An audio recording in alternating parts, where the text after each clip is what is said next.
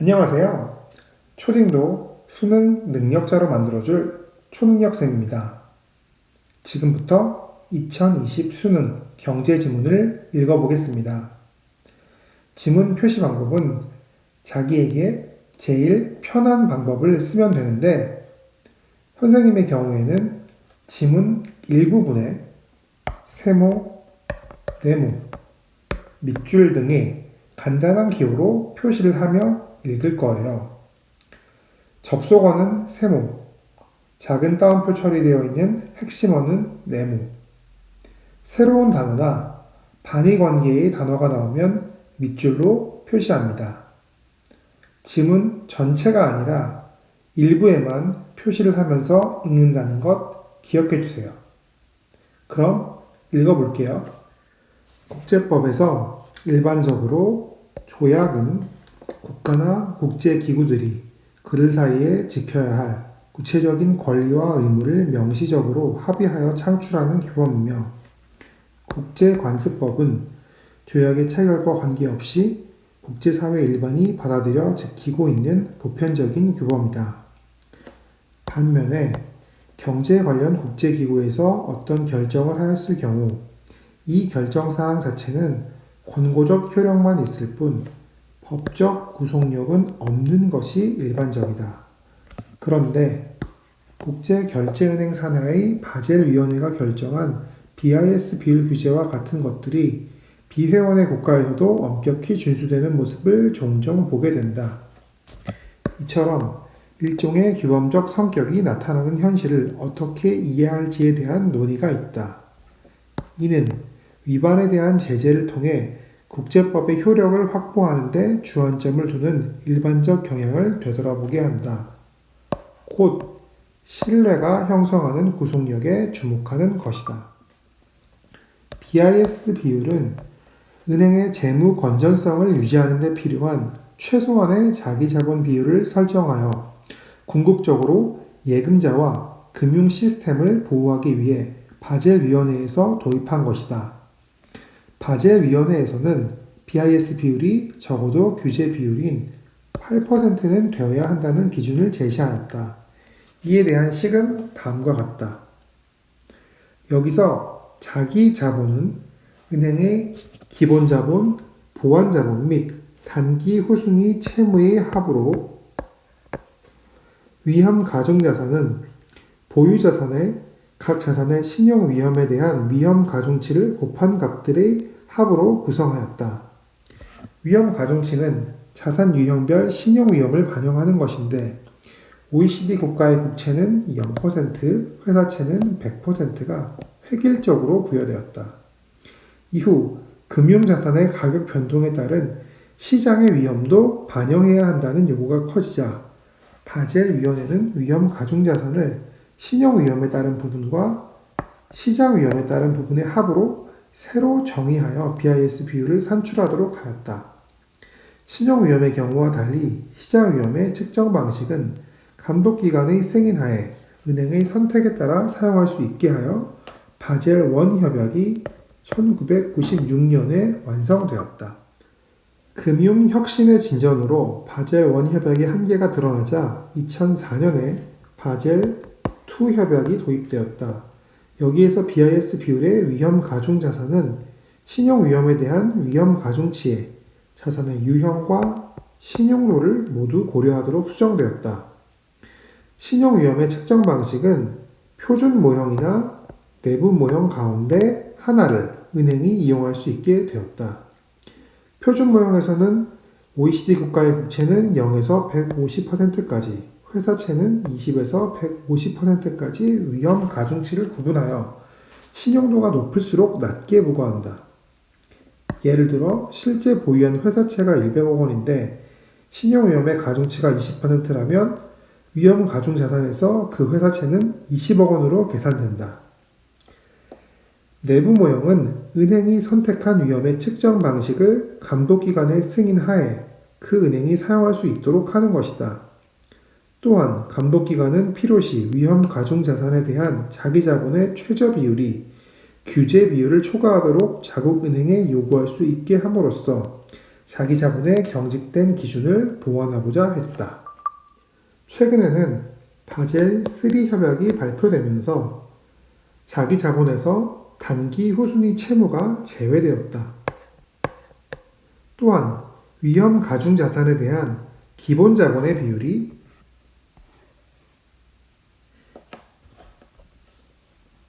최소 6%가 되게 보완하여 자기 자본의 손실 복원력을 강화하였다. 이처럼 새롭게 발표되는 바젤 협약은 이전 협약에 들어있는 관련 기준을 개정하는 효과가 있다. 바젤 협약은 우리나라를 비롯한 수많은 국가에서 채택하여 제도화하고 있다. 현재 바젤 위원회에는 28개국의 금융당국들이 회원으로 가입되어 있으며 우리 금융당국은 2009년에 가입하였다. 하지만 우리나라는 가입하기 훨씬 전부터 BIS 비율을 도입하여 시행하였으며 현행 법제에도 이것이 반영되어 있다. 바젤 기준을 따름으로써 은행이 믿을 만하다는 징표를 국제금융시장에 보여주어야 했던 것이다.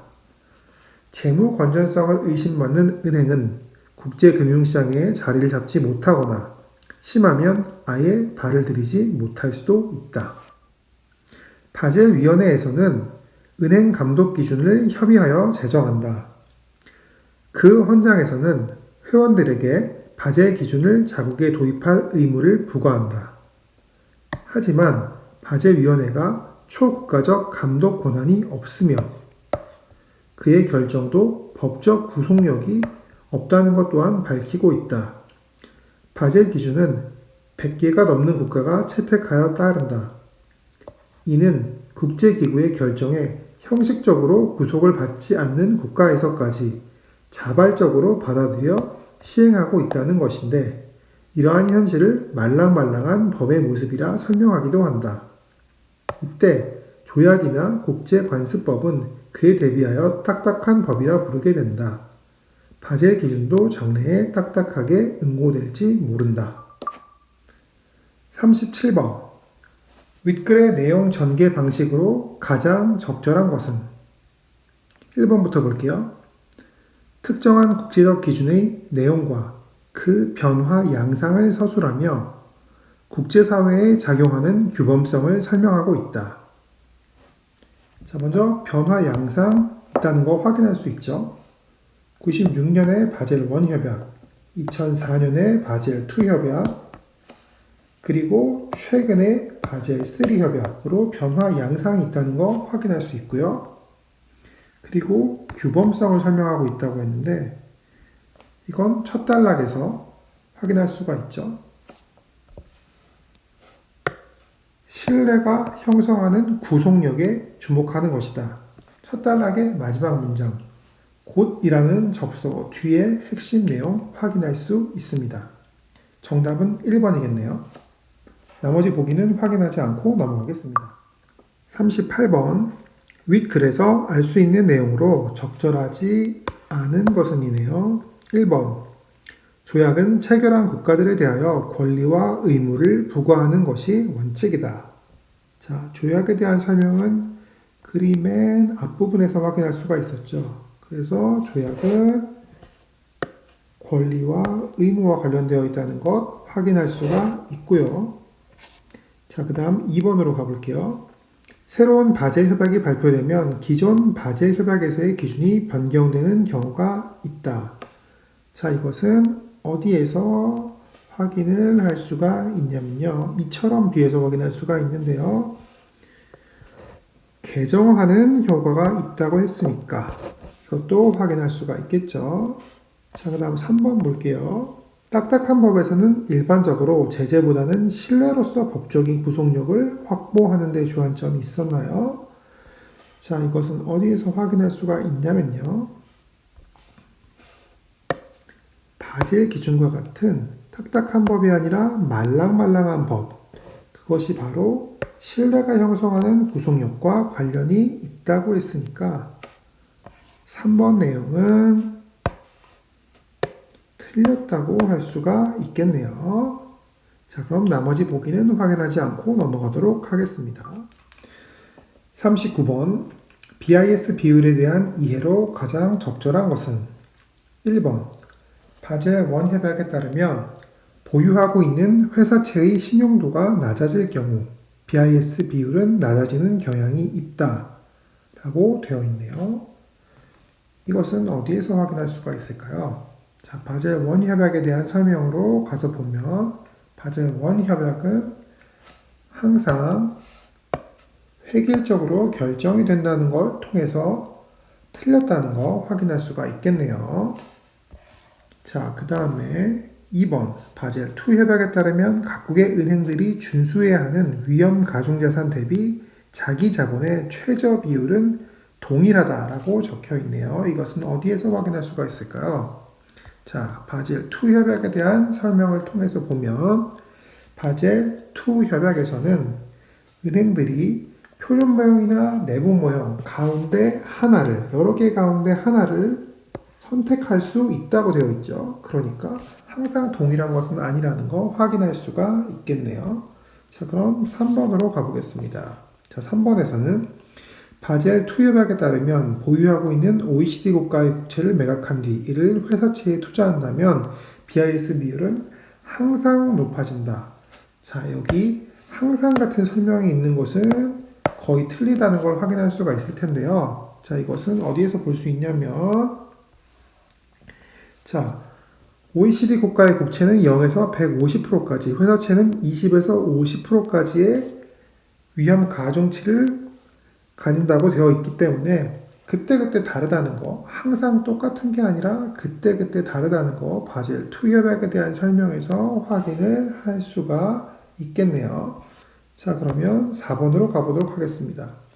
바젤 2 협약에 따르면 시장 위험의 경우와 마찬가지로 감독기관의 승인 하에 은행이 선택하여 사용할 수 있는 신용 위험의 측정 방식이 있다. 자, 이건 아까 2번에서 봤었죠? 내부 모형 또 표준 모형 가운데 하나를 선택한다고 했으니까 정답은 4번이라고 할 수 있겠네요. 자, 3점짜리 문제는 맨 마지막에 푼다고 이야기를 했으니까 40번 일단 뛰어넘고 41번부터 보겠습니다. 기억에 해당하는 사례로 가장 적절한 것은 이네요. 자, 그럼 기억으로 가보면 되겠죠? 자, 기억은 말랑말랑한 법이네요. 그런데 그 윗줄을 보면 형식적으로 구속을 받지 않는 국가에서 자발적으로 받아들여 시행을 한다. 자, 그러면 구속받지 않은 어떤 국가가 자발적으로 시행한다는 것과 일치하는 걸 확인해 보면 될 텐데요. 자, 보기를 보면 바젤 위원회가 무엇을 하는 것은 아니고요. 바젤 위원회 회원의 국가도 아니죠. 3번, 4번 모두 틀렸고요. 그러니까 회원이 아닌 국가, 회원이 없는 국가에서 자발적으로 효력이 발생하도록 한다는 것, 5번과 일치하는 내용이라는 것을 확인할 수가 있겠네요. 42번. 문맥상 A, 2와 바꿔쓰기에 적절하지 않은 것은이네요. 자, 1번부터 보면 A, 반영하여 산출하도록이라고 되어 있으니까 A에 가서 한번 확인을 해보면 유형과 신용도를 모두 고려하도록 대신에 유형과 신용도를 모두 반영하여 산출하도록 이라고 바꾸어도 전혀 어색함이 없죠. 자, 그럼 2번으로 가보겠습니다. 2번 B 8%가 넘도록이네요. 자, B에 가서 확인을 해보면 B 규제 비율을 초과하도록인데요. 아까 규제 비율은 8%라고 했었으니까 이것도 괜찮은 내용이라는 걸 볼 수가 있고요. C 바젤 위원회에 가입하지라고 되어 있는데요. 자, C에 가서 보면 발을 들이지 못할 수도 있다라고 되어 있는데 그 앞에 있는 내용을 보면 국제금융시장에 자리를 잡지 못하거나 발을 들이지 못할 수도 있다라고 되어 있으니까 바젤 위원회가 아니라 국제금융시장에 발을 들이지 못하도록 이라는 걸 알 수가 있어요. 그래서 주어가 다르니까 C 내용이 틀렸다는 걸 확인할 수가 있겠네요. 자, 마지막 40번입니다. 윗글을 참고할 때 보기에 대한 반응으로 적절하지 않은 것을 고르는 거네요. 자, 자, 3점짜리 문제는 주로 3, 4, 5번의 답이 몰려있기 때문에 선택지 5번부터 거꾸로 확인을 한다고 했죠. 그럼 먼저 5번부터 확인해 보겠습니다. 5번, 갑은행이 위험 가중자산의 변동 없이 보관자본 10억 원을 증액한다면 바젤 3 협약에서 보완된 기준을 충족할 수가 있겠군. 자, 그럼 여기다 10을 더하면 보완자본이 30억이 되겠죠. 그러면 300억 더하기 300억 더하기 400억은 1000억 원. 그리고 바젤 3 협약에서는 단기 후순위 채무는 뺀다고 했으니까 기본과 보완자본 하면 50 더하기 30. 그러면 딱 8%가 되네요. 그리고 아까 그런데 한 가지 더 추가된 것이 기본 자본이 최소 6%가 되어야 된다고 그랬는데 여기 5%밖에 안 되죠. 그러니까 정답은 5번. 5번이 틀렸다는 것을 확인할 수가 있겠네요. 정답은 나왔지만 3점짜리 문제니까 나머지 보기들도 한번 확인을 해보도록 하겠습니다. 4번. 갑은행이 바젤 1 협약의 기준으로 신용 위험에 따른 위험 가중자산을 산출한다면 회사채는 600억 원이 되겠군. 자, 보기에서 보면 여기서는 바젤 2 협약을 기준으로 했고 위험 가중치는 50%라고 했습니다. 그런데 바젤 1 협약에서는 회사채의 가중치는 100%라고 했죠. 그러니까 처음에 600에 50%여서 300억 원이었을 테니까 600에 100%라면 그대로 600억 원이라는 거 확인할 수가 있고요. 자, 3번으로 가보면 갑은행이 보유 중인 국채의 실제 규모가 회사채의 실제 규모보다 컸다면 위험의 가중치는 국채가 회사채보다 낮았겠군이라는 걸 알 수가 있는데요. 자, 국채와 회사채의 실제 규모에서 국채가 더 컸대요. 그러면 큰 값을 아무거나 하나 정해볼게요. 그냥 1000억이라고 해볼게요. 그러면 위험의 가중치 1000억에 300억 원이 됐으니까 30%. 그리고 회사채는 아까 50%라고 했으니까 회사채에 비해서 국채의 위험 가중치가 낮았다는 거 확인할 수가 있고요. 자, 2번. 갑은행이 보유 중인 회사채의 위험 가중치가 20%였다면 BIS 비율은 공시된 비율보다 높았겠군이라는 걸 알 수가 있는데요. 위험 가중치가 20%였다면 600에 20이니까 120이 되겠죠. 그래서 300 더하기 120 더하기 400이 되고 나머지는 그대로 50 더하기 20 더하기 40을 하니까 분모의 값이 작아지니까 전체적인 값은 BIS 비율의 값은 커진다는 거 알 수가 있겠네요. 자, 그리고 마지막으로 1번. 갑은행이 공시한 BIS 비율은 바젤위원회가 제시한 규제 비율을 상회하겠군. 자, 300, 300, 400 하면 1000이 되고요. 그리고 50, 20, 40을 하면 70 더하기 40이니까 110이 되죠. 그래서 1000분의 110이 되니까 이 하나씩 없애고 나면 11%, 그래서 8%를 상회한다는 거 확인할 수가 있습니다. 지금까지 경제 지문의 모든 문제를 풀어보았는데요. 대부분의 문제는 선생님이 세모, 네모, 밑줄 등의 기호로 표시한 부분에서 출제되었다는 것을 확인할 수 있었죠. 어려운 내용을 모두 이해하겠다는 부담을 갖기보다는 지문을 읽으며 기호로 잘 표시를 해 두었다가 문제를 풀며 필요한 내용이 있다면 그 내용의 일치 여부를 확인하여 풀면 문제풀이가 조금 더 수월해지고 여러분의 등급도 올라가지 않을까 생각됩니다. 모의고사에서나 공부할 때 한번 연습해 보세요.